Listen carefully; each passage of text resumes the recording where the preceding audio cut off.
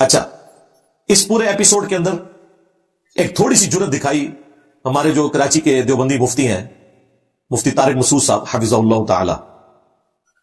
انہوں نے سخت الفاظ کے اندر، جو بالکل ٹھیک الفاظ تھے، بڑے اچھے انداز میں مذمت کی فوراً اسی وقت. ظاہر انہوں نے تو ایک کیمرہ سامنے رکھنا ہوتا ہے اور اپنا بیان جاری کر دینا ہوتا ہے، میں نے تو پوری ایک سیشن کا انتظار کرنا ہوتا ہے. انہوں نے اسی وقت بیان جاری کیا. وہ بیان جب جاری ہوا تو اس میں انہوں نے لبیک یا رسول اللہ کے جو نعرے لگ رہے تھے، ان نعروں کو انہوں نے غلط نہیں کہا تھا. انہوں نے کہا کہ یہ چند جو پاگل قسم کے لوگ ہیں، جو ایک مذہبی پرورٹڈ نیچر رکھنے والے لوگ، جو اس طریقے سے چڑھ دوڑتے ہیں لوگوں کے اوپر بغیر دیکھے، کوئی بچپن میں شاید ان کے دماغ پہ کوئی چوٹ لگی تھی تو یہ ہو گیا. تو وہ انہوں نے اس انداز میں بات کی. تو بریلویوں کے جو مولوی ہیں دیکھیں، انہوں نے ان کے قتل کے فتوے جاری کر دیے. انہوں نے کہا تو اپنے گھر سے نہیں نکل سکتا، اور ہم کراچی پہنچ رہے ہیں، تو اپنے گھر سے نکل کے بتا. بس یہ ویڈیو آنی تھی، مفتی صاحب کی آواز نکل گئی.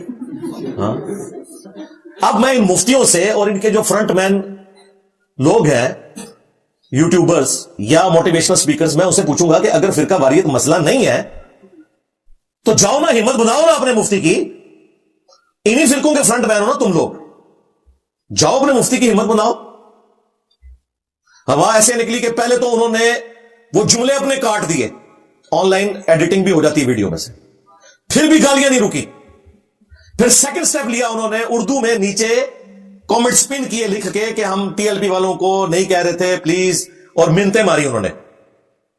وہ میں ساتھ ڈسپلے کروں گا، وہ آپ خود پڑھ لیجئے گا. پھر بھی ان کا غصہ نہیں ٹھنڈا ہوا. الٹیمیٹلی انہوں نے ویڈیو ہی غائب کر دی یوٹیوب سے. جی 3,64,000 لوگ وہ ویڈیو دیکھ چکے تھے. انہوں نے اس ویڈیو کو ان لسٹ کر دیا پبلکلی. اب وہ نظر نہیں آتی سوائے اس کے جس کے پاس اس وقت کا اگر کوئی لنک ہے، کیونکہ انہوں نے ان لسٹ کیا ہے. انشاءاللہ میں آپ کو اگلی پریڈکشن کر رہا ہوں، پرائیویٹ بھی اسے کر دیں گے، تو پھر آپ کے پاس لنک بھی ہو تو نہیں کھلے گی. یعنی پہلے کٹنگ کی، اس میں بھی تسلی نہیں ہوئی، پھر کامنٹس کیے، اس میں بھی تسلی نہیں ہوئی مخالفین کی، اور الٹیمیٹلی اس ویڈیو کو پبلکلی انہوں نے غائب کر کے ان لسٹ کر دیا. اب مجھے بتائیں، جو لوگ ہمیں سمجھاتے تھے کہ جی انجینئر صاحب پہ 5 دفعہ مرڈر اٹیمپٹ اس لیے ہوئی ہے کہ انجینئر صاحب کی بات کرنے کا انداز درست نہیں ہے، تمہیں تو آتا ہے نا. ہاں بس نکل گئی ہوا. ان دہشت گردوں کا علاج میرے پاس ہے. میں نبی سا ہے ہی کوئی نہیں، تیرے بابے تھے شاہ ہی کوئی نہیں. نسے تو چشتی رسول اللہ پارٹی، شبلی رسول اللہ پارٹی، تھانوی رسول اللہ پارٹی، نسے تو تھوڑا کوئی لینا دینا نہیں ہے، نہ ختم نبوت کی کاز کے ساتھ نہ دین کے ساتھ. ان کو اس طرح للکارے. یہ مجھ سے سہمے ہوئے کیوں ہیں؟ آپ سمجھتے ہیں نا میٹھے انداز میں. میں تو پہلے سے کہہ رہا تھا کہ مامو پارٹی تسی ذرا میٹھے انداز سمجھا کے دیکھ لو انہوں. میٹھے انداز میں کیا 2 جملے بولے ہیں، ویڈیو سے بھاگ گئے، اپنی ویڈیو سے بھاگ گئے. بس یہ ہے جی ٹوٹل، یہ جرت ہے جی. اب مجھے بتائیں، اگر مجھے آ کے آپ کوئی سمجھانے کی کوشش کرے کہ انجینئر صاحب کا انداز درست نہیں ہے، انجینئر صاحب کو بات کرنے کا پتہ نہیں، اور مجھے ہی تو پتا ہے کیسے بات کرنی ہے، کیسے دبکے ہوئے تھے، کیا تمکنت ہوتی تھی ان بریلویوں کی. چوراہوں کے اوپر کھڑے کر کے یہ وہابیوں کو، اہل حدیث کو، دیوبند کو گستاخ رسول کہتے تھے. آج ہمارے اسٹوڈنٹ سے منہ چھپاتے پھرتے ہیں. بڑا برا وقت آیا جنا ہوتے، بہت برا وقت آیا. انہوں نے کبھی سوچا بھی نہیں تھا ہمارے ساتھ یہ ہوگا، کیونکہ انہیں پتا ہے کہ جیسے ہی سامنا ہوگا تو وہ زخم پھر یہ چھیلنا شروع کر دے گا. چشتی رسول اللہ، شبلی رسول اللہ، تھانوی رسول اللہ، اور باقی جو ان کے بزرگوں نے جو جو گستاخیاں کی ہیں. ان کا علاج یہ ہے. اور یہ ڈاکٹرن 2009 میں نے لانچ ہی اسی لیے کی تھی. مجھے پتا تھا کہ جو میں خطرناک کام کرنے جا رہا ہوں نا، یعنی لوگوں کو قرآن و سنت سکھانے جا رہا ہوں، انہوں نے قرآن و سنت کو کرنا ہے سائڈ پہ، میرے اوپر گستاخی کے الزام لگانے ہیں. میں شروع ہی سے بلی پا دی تھی. ہاں یہ میرا ٹروتھ ہے جو میں پبلکلی اس وقت آپ کے سامنے ریویل کر رہا ہوں. اور میرے قریبی ساتھیوں کو پتا ہے، میں نے اسی وقت اندھا دھند پیروی کا انجام لکھا. پھر 2012 میں 71B مسئلہ ریکارڈ کروایا. اس کے پیچھے پہلا ایم یہ تھا کہ ان کی بلی میں مار دو. یہ دوسرا ایم تھا کہ آپ کو بتایا جائے کہ ان کے بزرگوں نے کیا کام ڈالا. اصل میں چاہ رہا تھا کہ میں نے ایک شیلڈ ایسی قائم کرنی ہے کہ میرے تک پہنچ نہ سکے. تو دیکھا کیسے نسے نے، ہاں الحمدللہ قابو آئے نا کہ نہیں. تو میرے بھائی، میں نے آپ سارے علماء کو، مفتیوں کو، موٹیویشنل سپیکرز کو ریکویسٹ کیا ہے، خدا کے لیے آپ لوگ ویلاگز بنایا کریں. ہاں دہی نکالنے کا سنت طریقہ، ہاں کیلا رکھنے کا سنت طریقہ، کھیرا کاٹنے کا سنت طریقہ. ہاں اسی طریقے سے مختلف ملکوں میں جا کے ویلاگز بنائے. دین کا کام خدا کے لیے آپ لوگ چھوڑ دیں. اللہ کے فضل سے ہم ہیں نا. ویسے بھی ہم نے کوئی ٹاپک نہیں چھوڑا جس کے اوپر بات نہیں کی ہے. یا تو پھر ہماری طرح بات کریں, ادروائز یہ منافقت چھوڑ دیں. آپ لوگ اپنے 2-3 جملوں کا بار نہیں اٹھا سکتے. اور دیکھیں میں نے سارے فرقوں کو نہ صرف اٹھایا ہے, پیسیفک اوشن کے اندر پھینک دیا. سارے بزرگ انہوں نے فیل ہو گئے. آپ لوگوں کو انہوں نے نا اشتعال دلایا ہوا تھا. وہ خادم رضوی صاحب بھی 2017 کے دھرنوں میں جناب چیخ کے امام بالغ فرمانے نے امت مر جائے, ہاں کہ گستاخیاں ہو رہی ہیں اور امت کچھ نہیں کر رہی.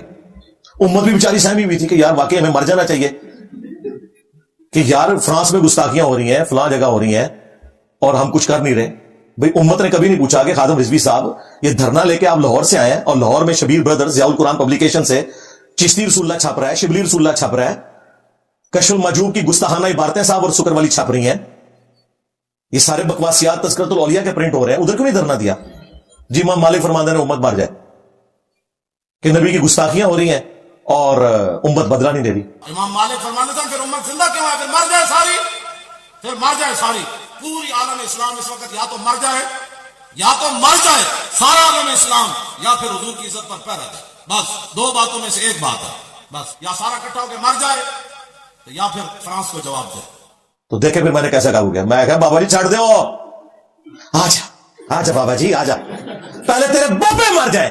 غوث کتب افضال جن کی ڈیوٹیاں تم لوگوں نے کہانیاں کروائی تھی کہ غوث جو ہے قلی ہے, انہیں سنبھالے سارا کچھ نہ صحیح تو ہے.